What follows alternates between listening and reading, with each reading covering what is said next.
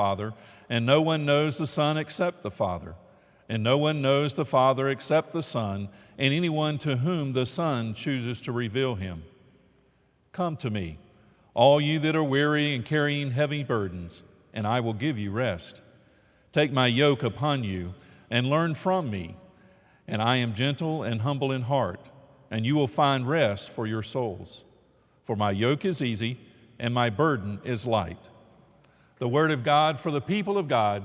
Thanks be to God. You may be seated.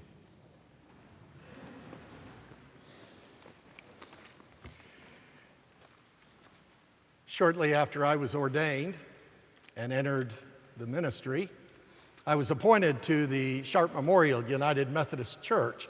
Sharp Memorial is located on the campus of Young Harris College, located high in the North Georgia mountains. And one of my responsibilities as the pastor of that church was to also teach a course at the college. And even now I remember that during that first week or two that I was on the campus, I had a meeting with Clay Dodson, then the academic dean of the college. And he told me that the college had 4 religion courses: Old Testament survey, New Testament survey, world religions, and philosophy. And he asked me which one I preferred to teach. Well, I told him I felt fairly comfortable teaching any of the courses with the exception of philosophy.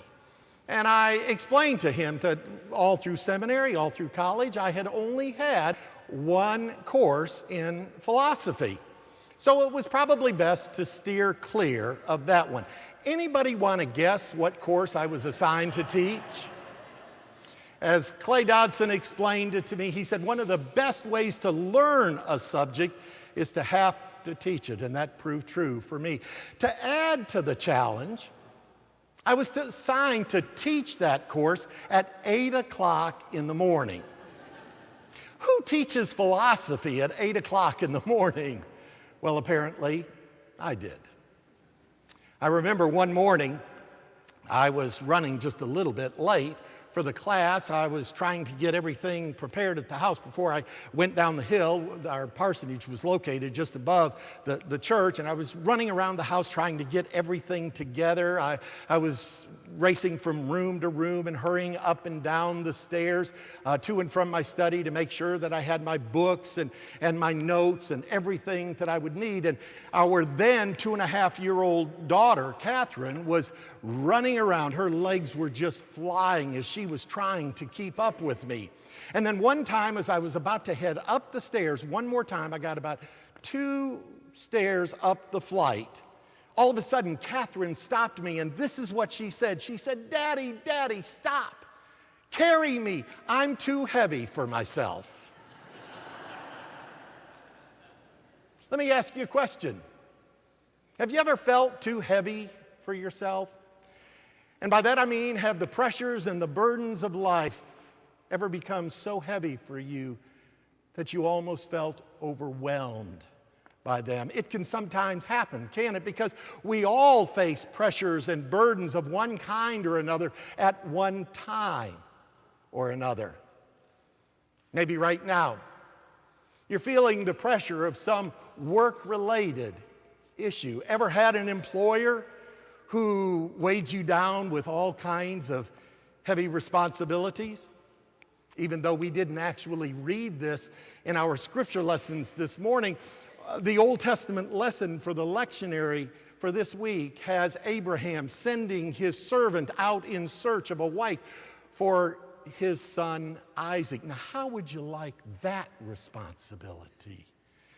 Not only that, but Abraham put on him all sorts of restrictions. And as you read through the 24th chapter of the book of Genesis, you can almost sense the pressure that servant felt.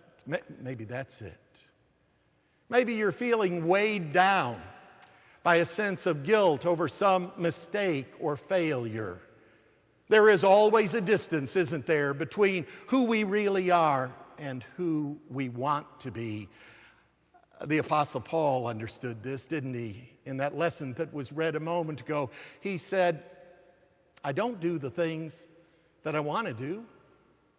And the things that I don't do, don't want to do, that's what I end up doing. And that's at least part of what I think he was getting at. There's this distance between who we are and who we really want to be. As Wiley was so fond of saying, nobody bats 1,000. And sometimes that can leave you weighed down. Maybe right now you're in the middle of some relational issue. Maybe you're struggling and in conflict with a very close friend or a sibling or a parent or a child or maybe even a spouse. I had a church member tell me one time of an occasion when they were traveling from Atlanta to New Orleans. And they had decided to take a bit of a back route, and they were going through the country. And somewhere along the way, they got into a bit of an argument. And for a long time, they just sort of traveled in silence. And finally, they happened to be passing by an old farm. And out in the pasture was this old gray mule about 3/4 of the way dead. And this church member told me, he said, I couldn't resist. He said, I leaned over, nudged my wife, motioned to the old gray mule and said, honey, you any kin to that thing? She thought for a moment and she said, only by marriage. Maybe you're in the middle of a relational issue. We all face pressures and burdens of one kind or another at one time or another. But you know what I've discovered? I've discovered that a lot of times the reason that people become too heavy for themselves is not because they face pressures and burdens in life. That goes with the territory of living. Rather, I've discovered that a lot of times the reason people feel too heavy for themselves is because they try to handle those pressures and burdens in their own strength and power alone. So, in sharp contrast to this, Jesus invites us to a whole different way of living. How so? Well, for one thing, he invites us to live by grace. Come to me, he said, all of you who are weary and are weighed down with heavy burdens, and I will give you what? Rest. I will give you rest. Listen, one of the things that Jesus wants us to understand is that when we've come to the end of our strength, when we've come to the end of our ability to handle the pressures and burdens of life alone, we can turn to him and he will give us rest. I love the photograph that Michael Belk has of this. Michael Belk was for many years a well-known fashion photographer for Vanity Fair, Vogue, GQ, and other magazines like that. But for many years there was also a spiritual dimension that was missing to his life. And so later he turned to Christ in faith. And in 2008, he began a project entitled Journeys with the Messiah. The idea was to collect produce a whole collection of fine art photographs that depicted the messages of Jesus and showed Christ's relevance for our modern day world. And in one of his photographs, I think he captures the very grace that Christ offers to us when we've come to the end of our strength, when we've come to that moment when we can no longer handle the burdens and pressures of life, when we've begun to feel too heavy for ourselves. Ed, would you cue up that picture at this time? And just take a look at it. And what I want you to notice about this picture is if that young man were standing tall and erect and holding his briefcase. He would be the very picture of success, and maybe he was completely successful. But even in his success, the pressures, the burdens had become too much for him. And what I want you to notice even more than that is how Jesus has him in his lap. And he is giving him rest.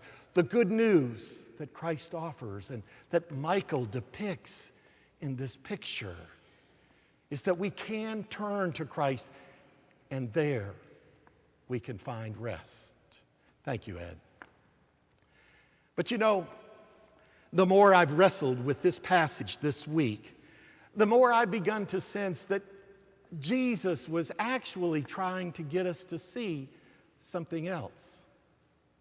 I think Jesus was inviting us to develop a whole new pattern of living. A pattern of living that would actually help prevent us from ever getting to the place that that young man was. A pattern of living that would prevent us from ever getting too heavy for ourselves in the first place. A pattern of living in which Christ actually shares part of the load with us all along the way. Notice Jesus didn't just say, "Come to me and I will give you rest." He also said, "Take my yoke upon you and learn from me, for my yoke is easy and my burden is light." And as you know, a yoke is a wooden crosspiece that is fastened to two animals so that they can share the load together. So do you see what Jesus is doing here? He's inviting us to allow him to share part of our load. Now, can that really make a difference? I mean, really. It probably won't make life any simpler. It probably won't make the pressures and demands that you face disappear. But imagine this. Imagine you are Moses. And you have just been given the responsibility of leading the people of Israel out of the bondage of Egypt. Do you have doubts? Of course you do. But then one day, God comes to you and says, "Don't worry. I am that I am." In other words, I am the God who makes things happen. And the God who makes things happen is going to be with you all along the way. Does that make a difference? Imagine for just a moment that you are Joshua and you are following Moses, the greatest leader in the history of that people. And you have the responsibility of helping the people cross the Jordan River and take possession of the promised land. Do you have fears? Of course you do. But then one day, God comes to you and says, "Don't be afraid or dismayed, for I will be with you wherever you go." Does that make a difference? Imagine you're facing a work-related issue that's just about to get the best of you.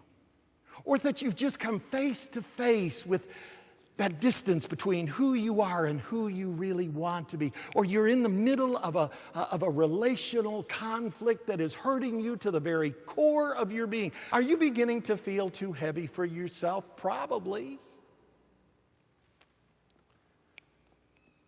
But then one day God comes to you and says, "Listen, in the world, you're going to have some challenges. You're going to have some hurts. But take heart. I've overcome the world, and I am with you wherever you go." Does that make a difference? I think it does.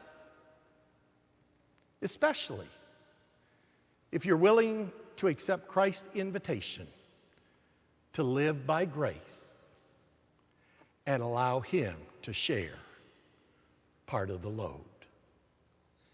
And that, my dear brothers and sisters, is the good news for this morning. In response, will you turn in your hymnals to number 881?